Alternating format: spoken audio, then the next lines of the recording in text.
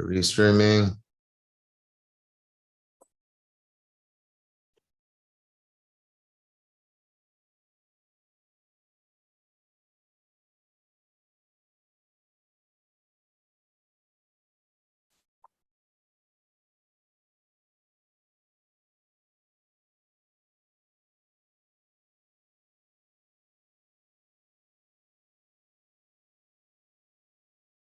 All right, and we are live on Twitter Spaces as well. Welcome, everyone. I'm Albert, CEO of Bitcoin Startup Lab, and welcome to the Who's Who and the Founder's Journey into Bitcoin interview series, where we are going to interview the top 30 Bitcoin innovators of 2023. The Bitcoin community has come together to celebrate innovative and significant achievements on Bitcoin so that we reinforce and grow the innovation culture on Bitcoin. Significant achievements on Bitcoin are things that were done for the first time ever, or setting new records to push forward the innovation frontier of Bitcoin. And this show is brought to you by the Bitcoin Startup Lab, a top accelerator in the Bitcoin ecosystem that helps founders turn their ideas into investment-worthy projects on Bitcoin. And Crypto Slate, our media partner, which is a crypto-agnostic media platform that brings the latest happenings on Bitcoin to the rest of the crypto world. And a big thank you, of course, to our teams and all the guest speakers that come together to make this possible and accelerate the advent of the Bitcoin economy. And with that said, today's top 30 Bitcoin innovator that we have invited over here to speak is Bob Bodley. He is a PhD and CEO and co-founder of Bionic, the fastest ordinals marketplace on Bitcoin. Welcome, Bob. How are you doing? Albert, doing really well. Thanks so much for having me. Really excited to be here. Yeah, and thanks for joining. And this is a noble cause by you sharing your founder's origin story and getting into how you arrived at creating the fastest ordinals marketplace in Bitcoin. We agreed that we're going to do this to attract more founders to build on Bitcoin. So with that said, let's get started. I know I'm very curious to hear about your origin story, right? And the question I like to ask the top 30 innovators on Bitcoin is, even before you became officially a founder, right? Even before university, or what was the first time you had a side hustle, or what were some of like the early signs that you knew that you want to be an innovator and an entrepreneur? Can you share that? Yeah, would love to chat through that. So it probably, the best examples were probably from college. I did neuroscience as my undergrad. Really liked the learning and memory aspects of the brain, and from there started doing a PhD in educational technology with a focus on learning analytics and data science. And through my PhD, I had a lot of opportunity to build interesting tech. And so, my first kind of crypto startup, it was a side hustle, but it was a crowdsourced question application that we were building. So, all of the quiz applications, normally students go and you fill out your homework assignments and you get a grade. We wanted to kind of reverse that and have the students actually do the creation of the assessment items themselves. And so we built out a decent product, and we had a couple different classes using it. We had probably a couple thousand students using our tool. Our goal was to put it entirely on the blockchain. This was probably 2017. So it was still a little maybe premature to do like a fully on-chain quiz application. But that was kind of a really big deep dive into Bitcoin and into Ethereum at the time, and into other, more scalable layer ones. 2017 was, early days there. So we didn't actually end up putting anything on the blockchain. It was just too early to try to make that happen. Built a couple additional, side ed tech apps. We built a metacognitive monitoring tool where instead of just answering questions, you had to say how confident you were in your answer. And then based on how confident you are, based on your confidence ratings and based on your correctness, we could then tell if you were overconfident or underconfident, or whether you had a kind of an accurate measure of metacognition. From there, started working as a data scientist at a few startup companies. Worked for a data analytics company in Salt Lake. Albert, are you talking? Yeah, do you mind if we pause there? Oh, sure. That was so interesting. The first side hustle, you had a few thousand people using this ed tech product, right, at your school, and then you did a second one, right? So these are the early days, right, where you're hacking things together and trying to create value for people. That's really interesting. Okay, and then I think when you said you got a job as a data scientist, is this after university, or are you still in university? Yeah, this is after. Yep, after university. It was basically my first job post PhD. All right, so let me ask you a question. So you did like a couple of side hustles or innovative things around ed tech. Now, by the way, I know why you're so passionate teaching at the Bitcoin Startup Lab, why you want to get involved with the Bitcoin Olympics, and why you like to help people. I could connect the dots now. You started ed tech. No, that's great to know. But the question I'm curious about is, okay, so you did some entrepreneur innovative things in university, but then you became a data scientist. You started working for other people, and then eventually you became a founder again.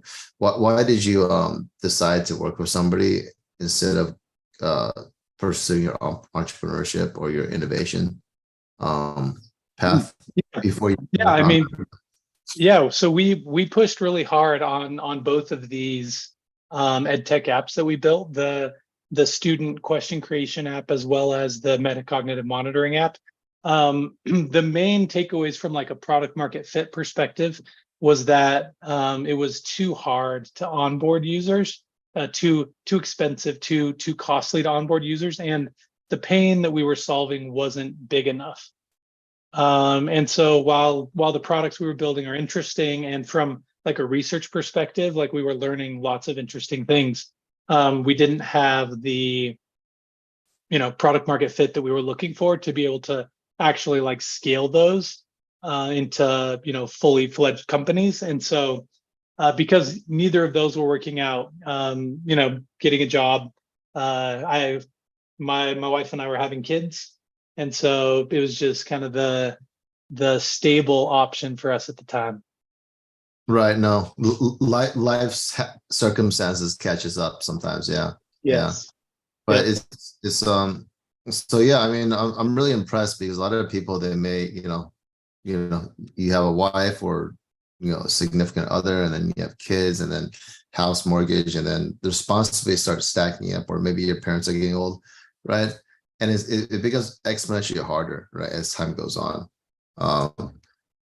But you're able to sort of reverse the, how do you say it, you're able to create that escape velocity speed and go back. Yeah, sure.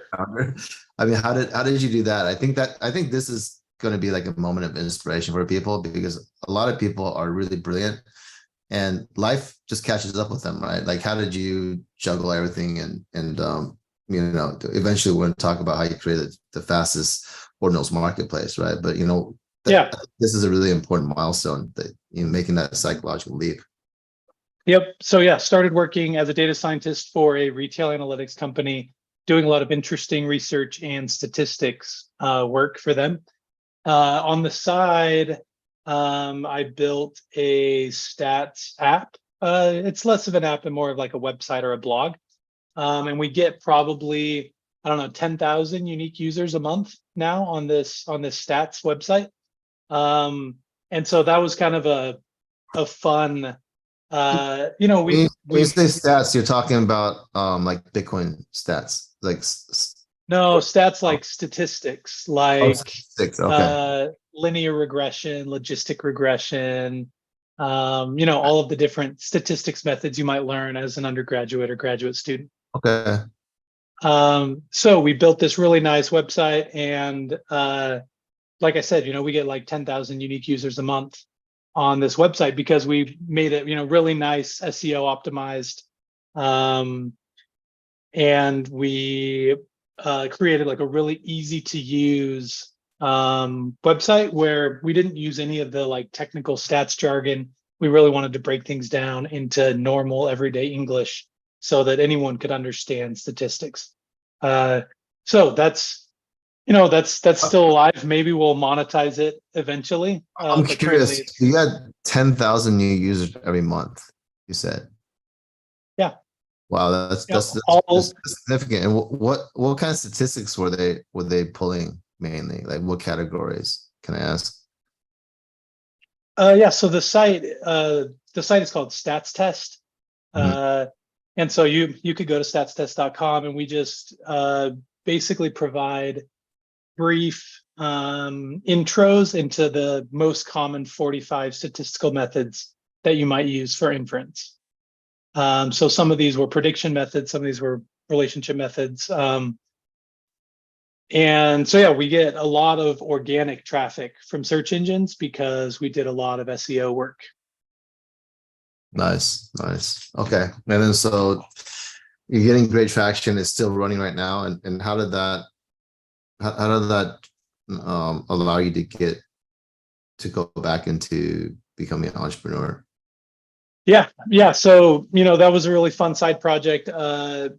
And then, was thinking about monetizing it, but then started another company with a few friends doing educational analytics. So we actually built an analytics app for teachers. This was a side project we worked on for probably 18 months. We had an initial customer. So we had probably, how many students do we have? A couple thousand students, and a couple hundred teachers probably using our, it was a K-12, so, elementary school, high school, K-12 analytics app for teachers. Teachers were our main user, and we had revenue. So it was a really fun, business that we were building. We ended up selling that business. It wasn't a massive exit, but we built something that people wanted, and there was interest, and so we ended up selling that business, and that's when we pivoted into crypto. And Okay. so Okay. So yeah, that's okay.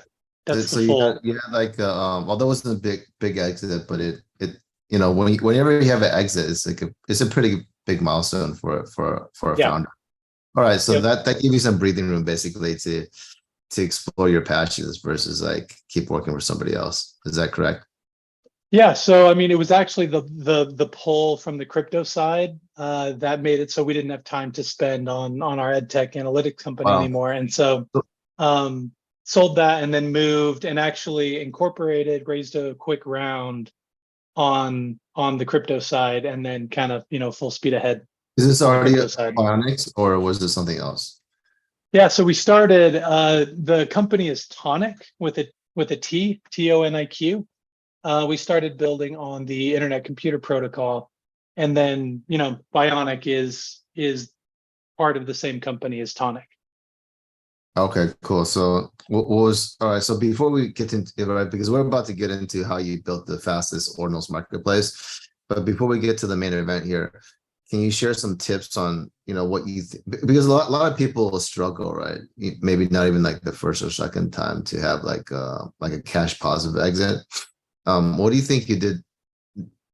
Yeah, I mean, because you're this is when you exited this is like your third. Is this your third project or fourth project now? You have two in Yeah, I your mean, there- the stats. The stats. yeah, yeah. Yeah. So I have additional gravestones in the graveyard that aren't worth mentioning here. But the most significant ones we've talked about. So I mean, I might have another 5 or 6 failed ideas that that Okay, I. no, this is great. This is great. How much time do those 5 or 6 failed ones take? Like, I mean, how, it. How much does it you? ranged, yeah, it ranged from like maybe 100 hours in a month, just really trying to crank on something, to like, maybe a couple hours a week for a while, just trying to make something work. So yeah, lots of projects in the graveyard. Okay, so I'm trying to like sort of calculate everything. It sounds like you might have like 5 years. Like you had a few years in university, maybe like a little more time with the stats, right? So you had like a few years of accumulation of this basically innovation entrepreneur Yep. accumulation. Right. Okay, great. And so between the first time you started up and to that first successful exit, what changed? Like how did your perception change the before after?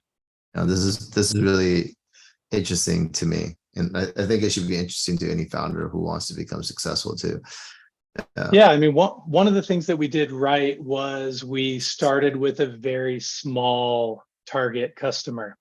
We were actually contracted initially to just be contractors building, at an hourly rate, building a solution for a company. But instead of doing that, we decided to not charge them an hourly rate to build it and build a more scalable productized offering that would apply to multiple schools instead of just that one school. And so, that was a good pivot for us, was to build, productized scalable offering rather than kind of a one-off solution. And then we listened to teachers. Teachers were like our, target user, and we would meet with them all the time to get feedback on like what features do they want and how do they think about things. And you don't want to just listen verbatim to your users, but you kind of generalize from everything you're hearing about users to understand what their pain point is, so you can create kind of a scalable solution that addresses all of their concerns. Okay, so let's double click on that because I think that these are some hallmarks between a founder versus just a normal businessman. Because it's almost like delayed gratification, right? I mean, you have one option. I do it as a contract, almost like an outsourcing, and then I get the Yep. money really fast. That's one decision. Like there's one option. The option two is okay. I forego the like sort of like almost like the immediate gratification, but then I want to build something that's more scalable, which Yep. which is a little bit more dangerous, right? It definitely is more risky. But then, how are you able to make the jump over to creating a product that's scalable? Because most people will get stuck with, wow, I'm just going to take the bird in hand, so to speak, right? Uh, Yeah, I mean, it was partly because we really wanted to build a scalable product offering. We had done consulting previously. I've done quite a bit of consulting throughout, this founder journey time period. mhm. And consulting is great. You can make some good money consulting, but as soon as the project is over, it's directly tied to your time. It's a services type business rather than a SaaS or product type business. And so we really wanted to push away from services towards a more scalable product offering, because historically we had already scratched the consulting itch, where we knew what it was like to make $100 an hour or $200 an hour doing consulting. But in the end, we didn't want the 10 or 20 or 30 grand you could make from a decent consulting gig. We wanted to build a scalable business. Okay. Well, okay. So that's, not many people make the jump, right? People like they sort of get addicted to making $100, $200 an hour, right? Yeah. Like, I'm sure you have friends who are probably still doing consulting stuff. I mean, Yeah, consulting is great. And nothing against consulting, but if you really want, I don't know, maybe it's the next level of entrepreneurship, or the next level of the risk reward, you got to build scalable products. yeah, I mean, consulting is like trading your time for money, which Yep. breaks apart as time goes on because we have less and less time. So it's almost like the only way to really um, disrupt that model is to build something scalable, right? Yeah, one Uh, of the one of the other interesting things that I haven't mentioned yet, I did a really big consulting project for it was another retail company, and we did a really big project for them, building them kind of like a data analytics tool that kind of enabled them to do things that they couldn't do currently. And as part of that consulting, I negotiated a license to use the platform myself for other projects. And I wanted that license because it was a pretty generic analytics tool that I could see applying in many different places. And when we built our EdTech analytics platform, we actually built it on this previous product that we had built for this other company. And so because I negotiated a license for it, we were able to use it as kind of the foundation. So, we were able to iterate more quickly on the EdTech analytics company side because we had a license to this tech. That's clever. I'm glad you had the foresight to do that. Okay. And let's go back to this successful sale, right? So one is you made the leap. You were able to make the leap to you're able to realize that, okay, let me weigh my options. One, trade my time for money. Consulting model, much lower risk. Yep. And the much higher risk one is, right, let's invest a little bit more, delayed gratification, and do something that's scalable. And so you escape the time trap, basically, right? And you get bored.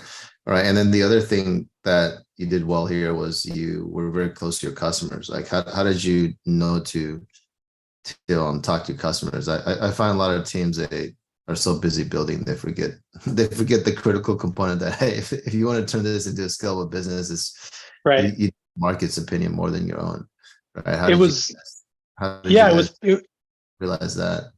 Yeah, it was pretty natural, I think, because originally it was going to be a consulting opportunity. And so we were already talking with them very closely.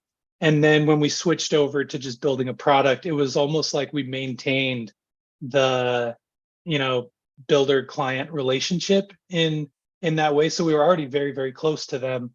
And so it was just natural to, ping all of our ideas off of their teachers and their teacher leaders to try to build a good product. The other good thing we did is our design was very, very good. We had a really strong focus on clean, beautiful user experience. And so everything that we did, we were very conscious of how can we make this intuitive and easy for our target customers. In the EdTech space, especially in the EdTech analytics space, you'll often find applications that are not very intuitive, don't lead to like immediate action for educators. It's hard to go from like a whole bunch of crazy analytics to like, what do I need to do right now in order to help my students? And so that was something else that we did really, really well. No, that's excellent. That's excellent.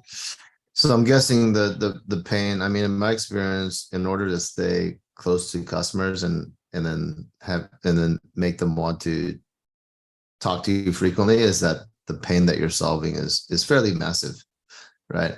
Otherwise, it's not one of their priorities, right? You can email them or text them or whatever, and they're not going to get back to you promptly. Yep. So I mean, Yep. is that true also for this project? Like you're taking a big pain away from them?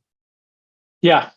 So they were kind of in flux already between tools, trying to like figure out how they were gonna kind of smash their stuff together. And it was kind of like all disjointed, not like a nice cohesive experience. And so they used one tool for one thing and used another tool for another thing, another tool for another thing. And then we basically took all of these pain points and created kind of a tool that did it all, and solved not just one of their pains, but like three of their pains. Plus they got to kind of cut off a few of their existing subscriptions. So they're kind of saving money that they can then put into kind of this tool that we built. That's brilliant. So, I mean, that's part of our startup science is that, if before we build, we want to look for this is really important for the audience too, because we found that this is actually scientific, meaning that I would say it's just as hard as the force of gravity, meaning that the customer, like every single startup that I see have a successful exit or could survive past its infancy, they found a customer segment that, one, they're keenly aware of the problem, and number two, they're already looking or hacking together a solution, right? And Yep. then even then, the pain is still so great that right, they need a better solution. So that's brilliant. I mean, you execute that great, like perfectly, and then you're saying like Tonic, which is the prelude, or the company that eventually created Bonix, the fastest ordinals marketplace on Bitcoin. Like, so you rolled over, right? Because you're saying, wow, there's something's going on with crypto, and I can't do both. And so you had some people try to do two projects at the same time. What did you decide to do only one? Like, you sold one so you could focus more on the other one, right? If that Yeah. Yeah. So I had been, during this whole kind of founder journey time, I had been still following Bitcoin, Ethereum, and other kind of layer ones. And there was one in particular called the Internet Computer Protocol that was trying to be kind of this decentralized world computer. So, think about what AWS can do, compute hosting and storage. ICP was trying to do decentralized compute hosting and storage. And so just from like a decentralized world computer aspect, it was really interesting. And ICP mainnet launch was May of 2021. So that was kind of the big mainnet launch for everything ICP. And from there, I started helping out on a few projects in the ICP ecosystem first, before starting Tonic. Helped out with a couple different teams. Ended up meeting my co-founder, Stephen Andrews. He's the CTO at Tonic and Bionic. He's in New Zealand. Just wizard developer, has been building in blockchain for like 10 years. Has tons of finance experience, and so got connected with him. And he was just cranking out all sorts of things. He built a wallet. He built kind of an initial marketplace prototype. This was all on the ICP side, and then just needed more help to kind of just grow and scale. And so from there, we kind of took all of his tech, reincorporated as Tonic, raised a small seed round and pre-seed round, and then kind of just took off from there. So it was, four of us as founders, that all kind of came together, and then we just built tons of tech for the next kind of year and a half. Wow. So that you met the CTO towards, like, it sounds like towards like the end of, like, when you're selling this company. Yeah, so it was all kind of happening at the same time, where we knew that we weren't going to have enough time to, devote to this edtech analytics platform if we were doing everything that we were imagining we were going to do on the crypto side. So as that scaled up, we realized that this needed a soft landing, because we had a really good relationship with the people we worked with. I mean, we worked with them for like 18 months probably, talked to their teachers a ton, knew their administration really well. And so we really wanted a soft landing for that product. And so luckily we were able to find, someone interested in taking it on.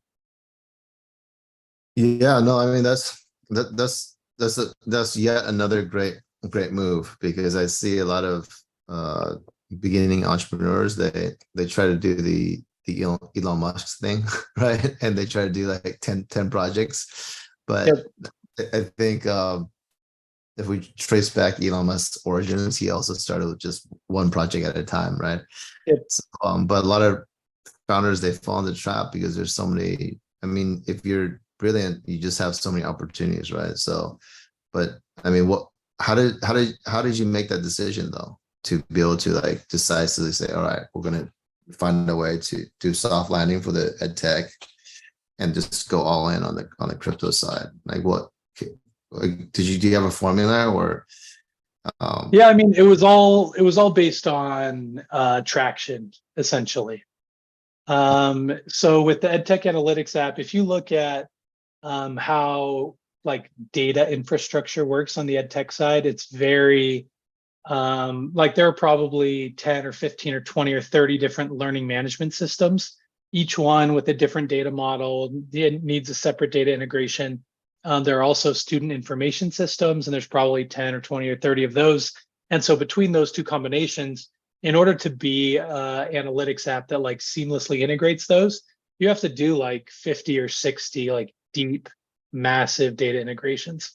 And for a small startup like we were, it was going to take, I don't know, like we were probably going to have to go raise money for it in order to have the bandwidth to spin up all these integrations, or we were going to have to like, I don't know, this really long bootstrap process where there was just a ton of data integration work. And so from a scale perspective, it was very challenging to take, our small but growing company and actually turn it into something bigger. There was, a big hurdle in the way.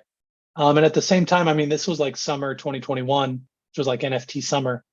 And so, there was massive NFT traction on across chains, Ethereum, but also all the other layer ones. And so compared to that traction, it was pretty clear that, it was going to be easier for us to get traction and build a scalable business in the crypto market. Yeah, no, wise choice. So what was Tonic building before you guys upgraded to becoming the fastest marketplace for ordinals? Yeah, so we've built all sorts of tech on the ICP side. We have a wallet.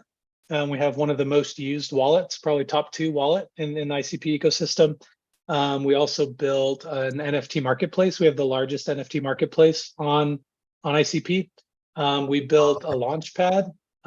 So we have like a no code tool. So a user can just come in, pick their launch settings, pick their kind of collection settings, upload their assets, they can do generative or they can do pre-created assets, hit kind of go. It'll spin everything up for them. We have a factory that just kind of just generates everything for them. And now they have a fully featured sale that doesn't require kind of any intervention on our part. We hit like a, run button on the back end and we're basically good. So we've also built a smart contract wallet. So smart contract wallet means you have instead of just a private key that gives you access to your wallet, you have a smart contract that is yours, and it's your wallet smart contract. Like you can do all sorts of cool things with smart contract wallets. And we also built like NFT. What are some of the cool things? I'm just curious here. Yeah, so think like safe transfer. So instead of like just sending something into the abyss and hoping you type the address right, you send a notification first where it's like, I want to send you X Bitcoin. And then it goes to the other person and they log into their wallet and they hit accept. And when they hit accept, then it initiates the transfer. So you're guaranteed that it's going to go where you want it to go rather than, hoping that you pasted the address incorrectly. So that's one example. Another example is you can do automated or recurring payments because you have smart contract functionality tied to your wallet. Now you could do things like a subscription NFT, for example, where you have extra utility baked in, assuming that you pay your NFT subscription. Or you could even have your own kind of like operating system almost, where you could install different apps into your wallet. So yeah, tons of really cool things you can do. What's this wallet called, just in case people want to use it? Yeah, so it's kind of just baked into the back end of our product. So there's like no way for you to use it except, yeah, it's basically just part of our Tonic products. Yeah. And that's TONIQ, right? TONIQ. Yeah, TONIQ. Okay, so very cool. I mean, I'm beginning to see how you guys evolved into the fastest ordinals marketplace because you guys became the biggest NFT marketplace on ICP. So you already have all the basics of, you already understand the mechanics of a marketplace, right? And then I'm guessing this happened sometime like last year-ish, right? 2021 to last year.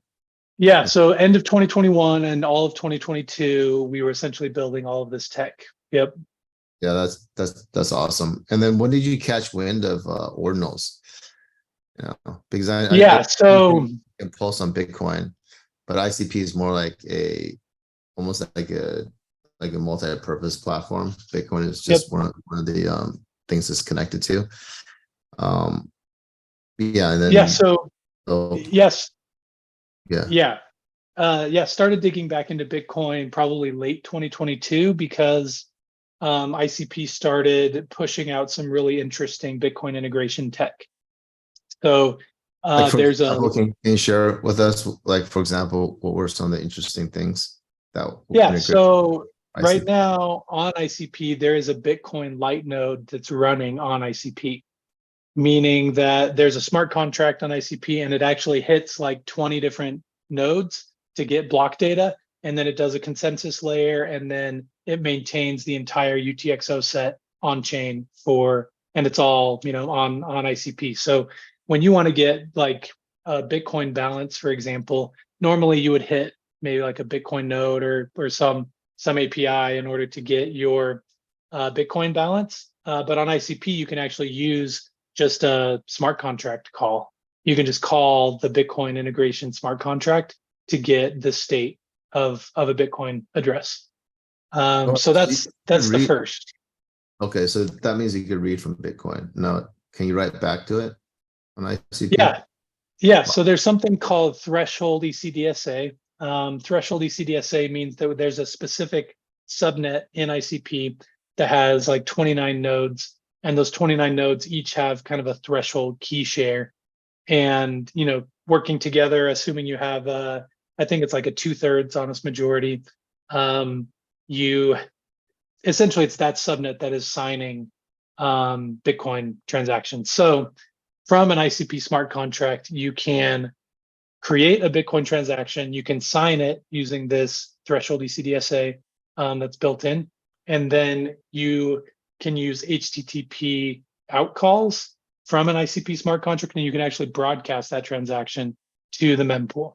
So you can read directly Bitcoin state, and you can write directly to Bitcoin as well using TCDSA and HTTP calls. Oh, that's amazing. So aside from L1 stuff, ICP seems to like be one of the first to do this. I mean, how many other chains have activated the read and write like on mainnet so far? I don't know of any others, so I might be missing. I might be missing them. I know Interlay, you could read right to it, Uh, but yeah, I don't know enough they're about coming Interlay. up. So they're smaller right now, but they're coming up. Okay, yeah. All right, so Yep. yeah, so yeah, it's I could see the appeal for it. So okay, so this started like getting you um warmed up to Yeah. big, right? And then Yep. And then they released CKBTC. CKBTC is the wrapped Bitcoin on ICP. So it has similarities to SBTC on stacks. There are differences in terms of implementation, trust assumptions, et cetera, but it is the wrapped Bitcoin on ICP. And so you can actually send your Bitcoin and you can get a wrapped Bitcoin back and leverage that natively in your smart contracts on ICP. oh, that's very cool. All right, And so so that was kind of the next step into Bitcoin. And then I became aware of wait, ordinals. before we get to the ordinals part, right? Before we get to the juicy part, last year I remember it was still like very like the Bitcoin Renaissance had not started yet, right? Yep, Ordinals hadn't hit yet. So yep. why did you spend time working on this when most people, you know, most investors, entrepreneurs, users, etc., were not going to Bitcoin, right? Yeah, Well, so we hadn't actually dedicated any development resources to Bitcoin yet.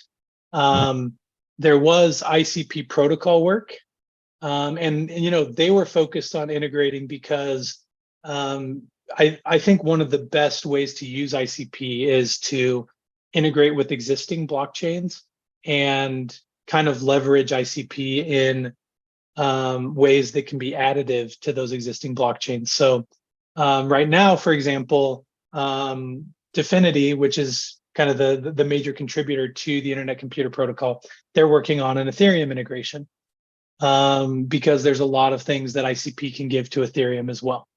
And so, it was kind of natural for ICP as a protocol to have really great integrations with other blockchains. And Bitcoin was the natural starting place. yeah, so that's actually counterintuitive, I think, for a lot of people, right? Why not make the Ethereum connection first when there's more users, more capital, etc.? Why start with the Bitcoin one first? Yeah, I mean, I wasn't in those discussions Yeah, okay. at No, the this Definity Foundation, but I mean, well, Bitcoin I said is in kind of 2020, I think is going to be the right move. Yeah. yeah. I mean, Bitcoin is definitely the largest market cap um, crypto token, and even ecosystem. And I think it was a smart move. I think ICP has a lot to offer to the Bitcoin ecosystem, and so yeah, I don't know exactly why. Yeah. So Maybe this, yeah, let me do a little tangent. So shout out to ICP and Definity because they're one of the biggest prize sponsors for the Bitcoin Olympics. It's $25,000. So if you guys want to sign up, you go to chat and sign up. If you and then the Soar Ventures put up a $50,000 agnostic prize pool. So the top teams that build ICP are also eligible for that $50,000 prize pool. So that's pretty exciting. There's going to be some really cool stuff that comes out of that. But all right, so coming back to this, we're getting to the part where ordinals. Yeah, did you hear about it like on January 20th, or was it before that? Like, when did you like realize like, wow, ordinals is going to become a thing, right? And then create the fastest ordinals marketplace. yeah. Like, So I was pretty what plugged was in. that? Yeah, Yeah. I was pretty plugged into the Ethereum NFT ecosystem. Have done quite a bit of trading over on the Ethereum NFT side, and have done some kind of side project NFT type stuff previously. And so I was following it pretty closely, and it was probably I don't know when I first heard about it. It was probably late January or early February, where I started to see, inklings or whispers of Bitcoin ordinals, and then started following it very closely. And it was probably uh, I keep saying February 6th, but it might have been like the 7th or the 8th, when I decided that ordinals were going to be absolutely massive. And so that was kind of the point where we had kind of already been looking for growth opportunities for our business. If you build all on one chain, once you kind of max out within the chain, there are kind of limited growth opportunities unless you somehow get more people to come to the chain, or you go cross chain, or you start building for Web 2. Those are kind of the main kind of growth strategies. And so we, like I had mentioned, we were the largest NFT marketplace on ICP, to the point where we probably had like 90% of the volume, or more. And so, like, to grow beyond that, we really needed to think strategically about, are we going to grow the ICP ecosystem, or are we going to expand into another chain, kind of go cross chain, or are we just going to build for like Web 2 use case? And then, it all just kind of lined up perfectly where it was like direct Bitcoin integration on the ICP side, plus the wrapped Bitcoin CKBTC, plus the rise of ordinals. And it just felt like this is a perfect kind of opportunity for us. And so then we started building Bionic, leveraging like all of the tech we already had. Um, Bionic is like the best version of all of our tech. Like I mentioned, our smart contract wallet, we're actually leveraging that smart contract wallet in Bionic. Um, we built an ICP wallet, and we're actually in Bionic, we have a built-in Bitcoin wallet and ICP wallet because we needed both sides to handle, wrapping and going back and forth between chains. And so, all of the work that we've done, it was the perfect foundation upon which we could then, build Bionic. So, Wow. Okay. So let's so stars have aligned, and you were able to understand the potential of ordinals on February 6th, which basically, I think for the people following this space, that's roughly like 2 weeks into the announcement from January yep, 20th. So that's brilliant. Awesome, great job. And the stars align, like, great things come in threes. So ICP launched this Bitcoin integration, the CK BTC, right? And then also yep, ordinals became a thing. So like these and then you leverage everything you're building up to that point too. So it's like the perfect storm. Okay. So okay, so obviously like right now it's very cumbersome, right? Be on Magic Eden or some other place.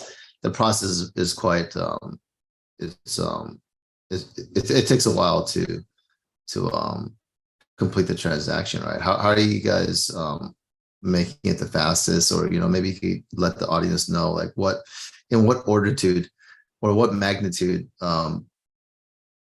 is it Yeah, faster? 5x, yeah, 10x? Can you quantify it within seconds or something? I mean, what do you yeah, mean by fast? How do we say define fastest right now? yeah, yeah. So, we're building on what I would say is a Bitcoin sidechain, ICP, meaning separate blockchain, and there's a two-way peg, so you can bridge your Bitcoin over. In addition to the Bitcoin wrapper, we also have an ordinals wrapper that we've built. This means you can take an ordinal and you can wrap it over to the ICP side as well. This would be like, on the stack side, they have SBTC, hopefully coming out later this year, and SBTC will handle cardinal Bitcoin. There is a way that you could augment SBTC to also handle ordinal Bitcoin, so ordinals. We've basically built both of those components already on the ICP side. So we have the Bitcoin smart contract and the ordinal smart contract. The ordinals one is ordinals aware, obviously. So, you're not going to risk losing your ordinals.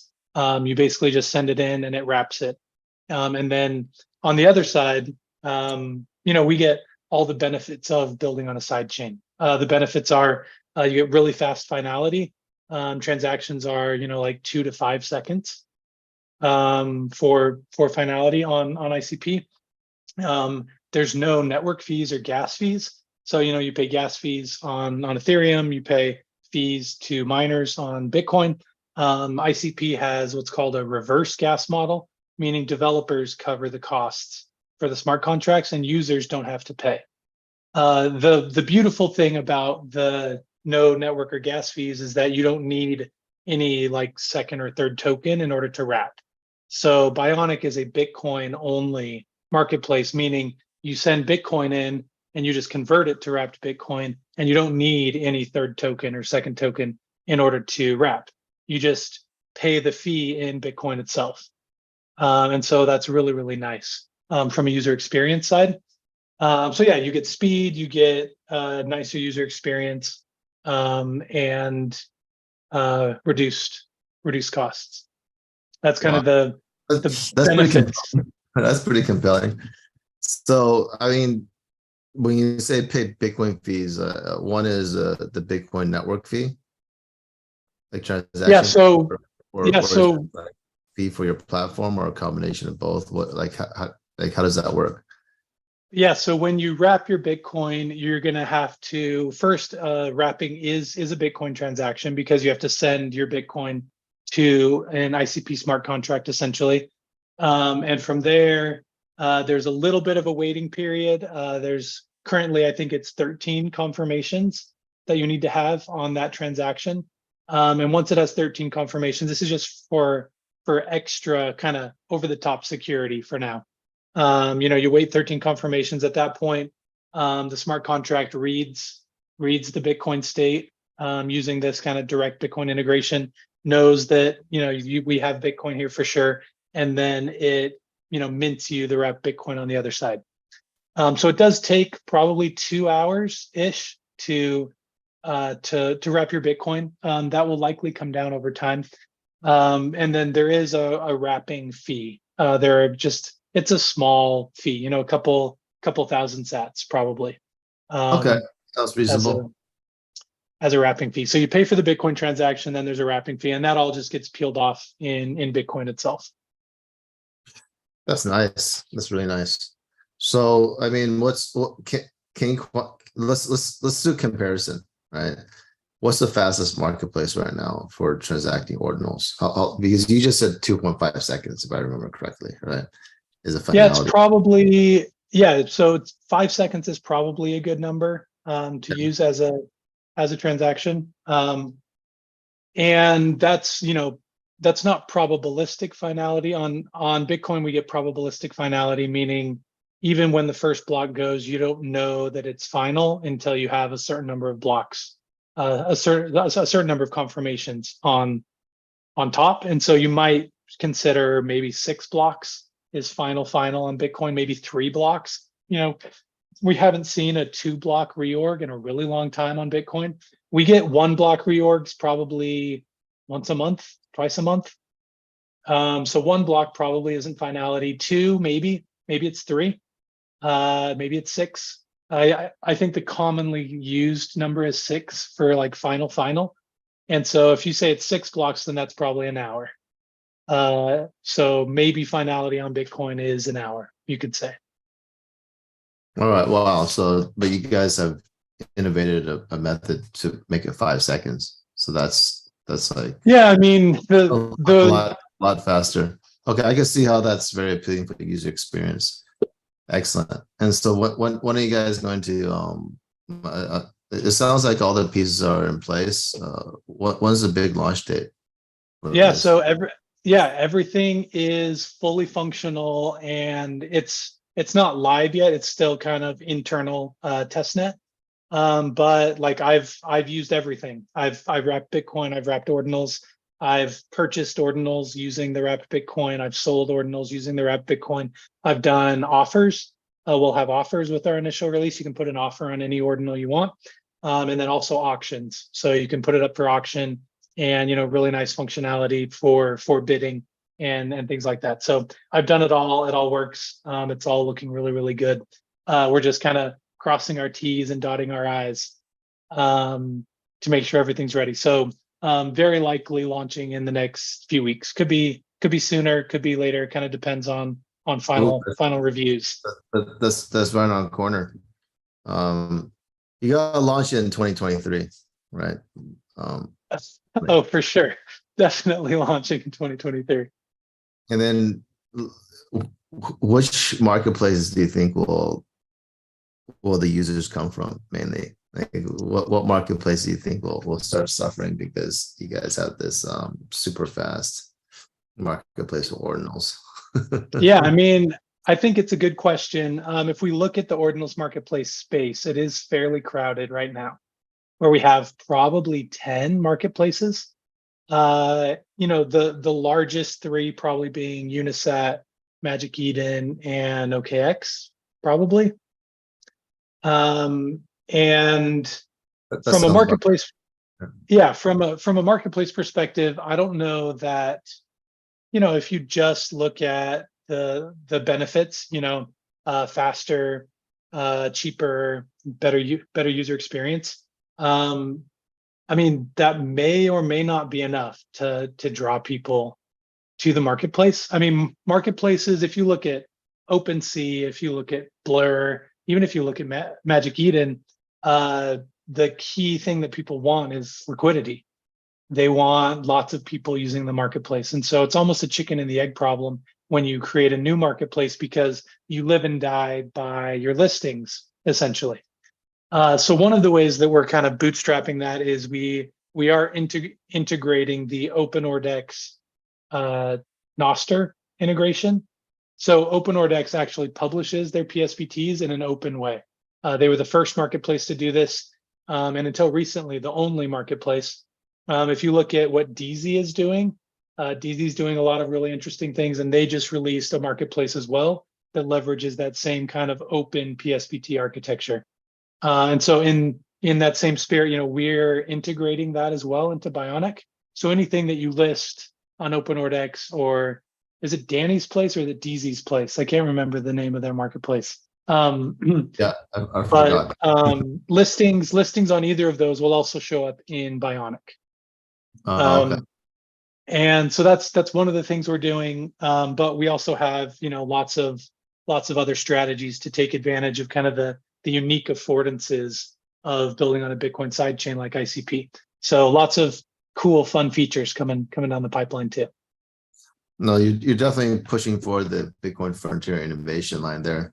Great job on that. So I have a few more questions, but I'm just letting the crowd in the Twitter spaces know that if you guys have questions, we're about to go into the Q&A segment very quickly. So if you guys want to raise your hand, we'll bring you up as a speaker so you guys can ask Bob some questions. But that's a shout out to everybody in the crowd right now. Now, if people want to, like, who are your, so we're talking about, we're getting into, okay, you're about to launch in a few weeks. Who are your best strategic partners right now?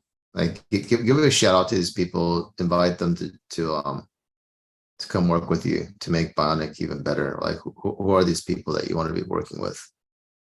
Yeah, so like I mentioned in our previous chat, I think because of the really nice developer experience on ICP, as well as kind of the unique Bitcoin developments that they've been pushing at the protocol layer, I think building ordinal solutions on ICP is going to be the fastest way for a team to get a workable, like, MVP solution live. We have a lot of tech that we've already built on the Bionic side, like the ordinals wrapper, some integrations with the Bitcoin wrapper. We also, we have a full Bitcoin node running the latest version of the ORD indexer that's populating over to our API. So we have an API that people can leverage. And so, take all of those pieces and, come to ICP and build a smart contract for ordinals in TypeScript or in Python or in Rust. And I think it's going to be the fastest way to build ordinal solutions. And so I've already talked to a number of teams already that have kind of been looking for, like, where should I build? And they're choosing to build on ICP because it's just really fast. The developer experience is fantastic. And so, maybe you want to, maybe there's another solution that kind of fits what you're trying to build better. But in terms of, like, initial experimentation, going from like 0 to 1 on a solution, I think it's going to be the fastest to build an ICP, leveraging, all of the great things on the ICP side. And so that's basically who my main partners are right now. These are people that want to build lending solutions, or they want to build other interesting ways to integrate ordinals into their application, or maybe they want to build like a unique auction launchpad, or they want to build some kind of other way for people to trade ordinals. Leveraging the kind of wrapped ordinal ecosystem that we have already with Bionic. I think it's going to be really fast for these people to spin up smart contracts on ICP to leverage some of this tech. That's really interesting. So when you say build a ordinal smart contract, can you give a few examples of, like, what the functionality is there? Yeah, so when we wrap ordinals over, essentially you now have a native asset on the ICP side, which is why we're able to trade, ordinals so quickly. Technically, the ordinal on Bitcoin itself is sitting in kind of this escrow address, and then there's a token that represents the ability to sign for that address that you can then change hands very, very quickly. And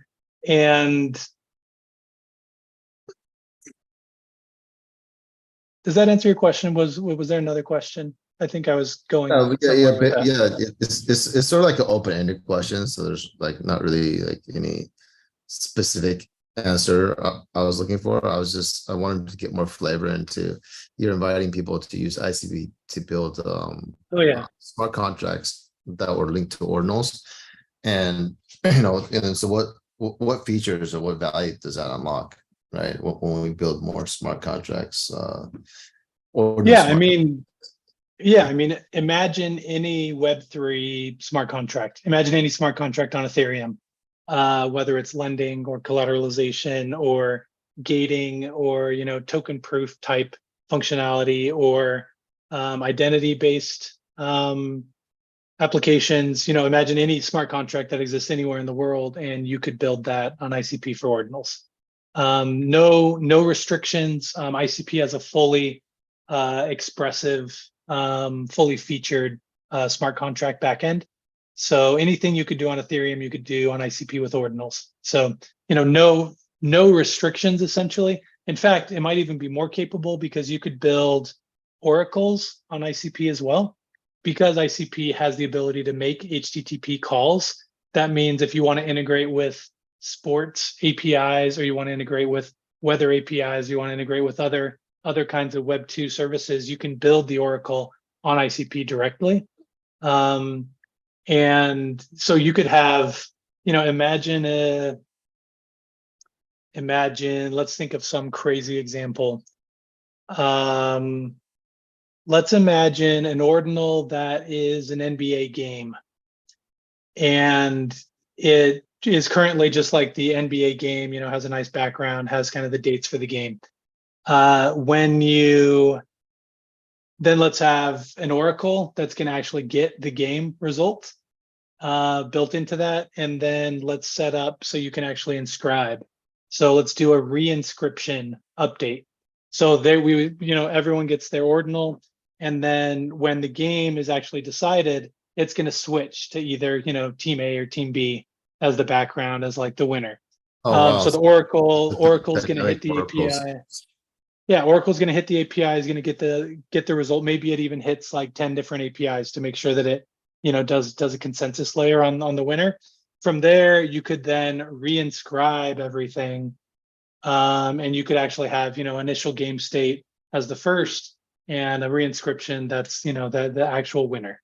This is just one example where there's basically no limitations. It's just a general purpose environment. So amazing, and you can build oracles on ICP too. Excellent. Okay, so another shout out to the audience. If you guys want to ask any questions or curious about Bionic or anything Bob's talking about, you guys can raise your hand, and we'll invite you up as a speaker. Okay, so that's one type of collaborator. What about, say like top collections on ordinals? Will those be other collaborators or strategic partners for you guys? Absolutely.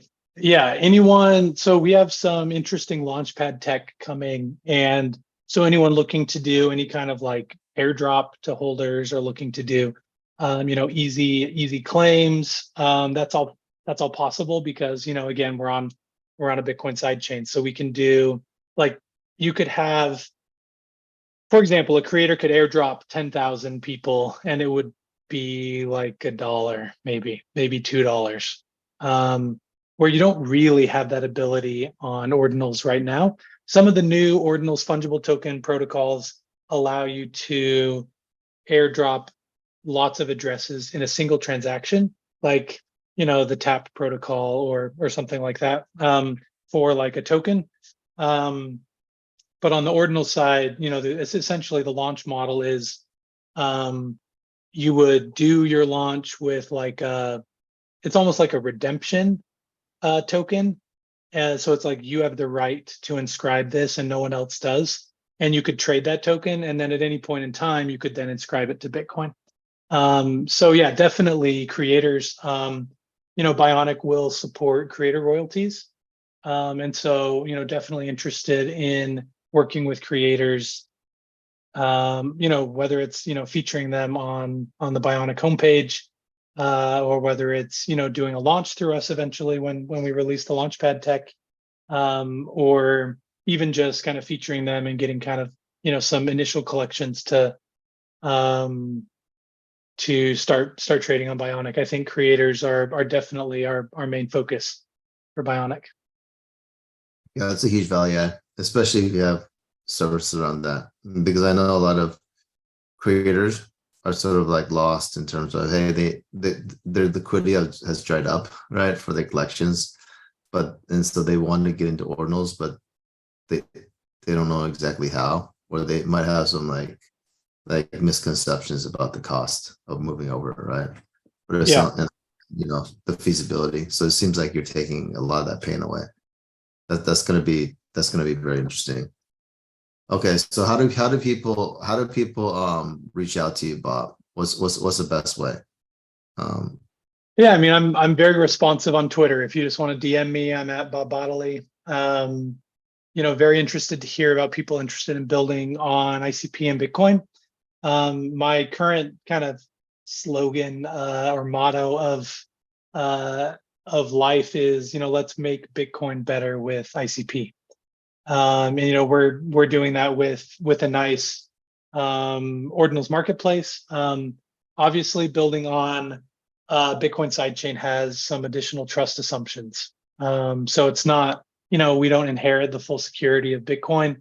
There are some additional trust assumptions, and we're making this trade-off because we get better user experience, cheaper fees, faster transactions, and we think that better user experience has a greater chance of pulling in a wider audience into the ordinal space. So, let's use ICP to grow ordinals on Bitcoin. I think is kind of the direction that we're trying to push for. Excellent, excellent, super.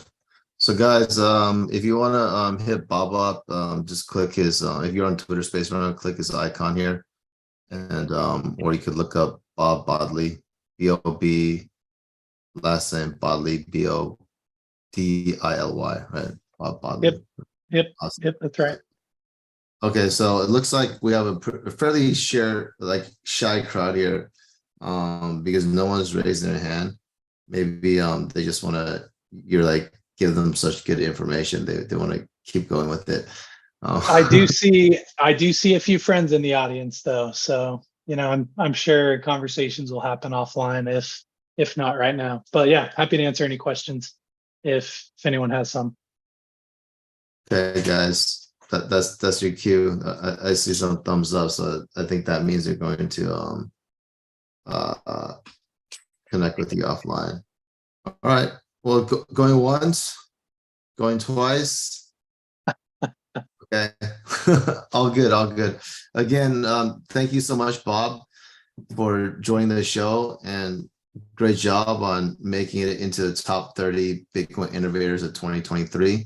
Again, we're doing this show to share with people that every founder that creates something significant on Bitcoin started from a humble beginnings, right? We all had that side hustle and that knowledge accumulation. So if you guys have that bug to innovate something, get started earlier.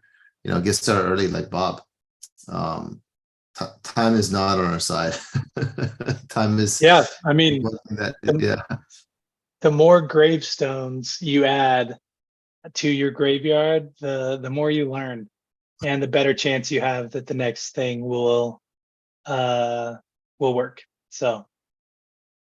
Yeah, no, I think that's a good note to end it on. I think when people make that paradigm shift, that a failure is not really a failure. It's a stepping stone to success. If to anybody who's made it, they realize that actually the failure was a stepping stone to success, and they never would have become successful had they not failed.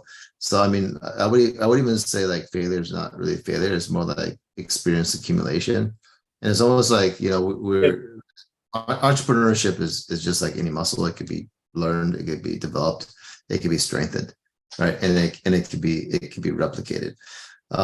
And I think what happens is like our education, and whatever the reason, we're on one side of a cliff, right? And success is you have to cross this massive chasm and then get on the other side and you've arrived, right?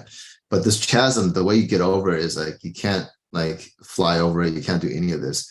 You have to keep on making mistakes and keep on getting gravestones and throwing those gravestones into that chasm until you have enough gravestones to fill up that pit so you can just walk across. All right. That's what failure is, right? You're filling up that chasm so you can walk across. Right. And so that's why people feel like when people like become successful and then bystanders like, you may look so easy. Yeah, but you didn't see like how many gravestones I threw into the chasm to walk across. Right. Yep.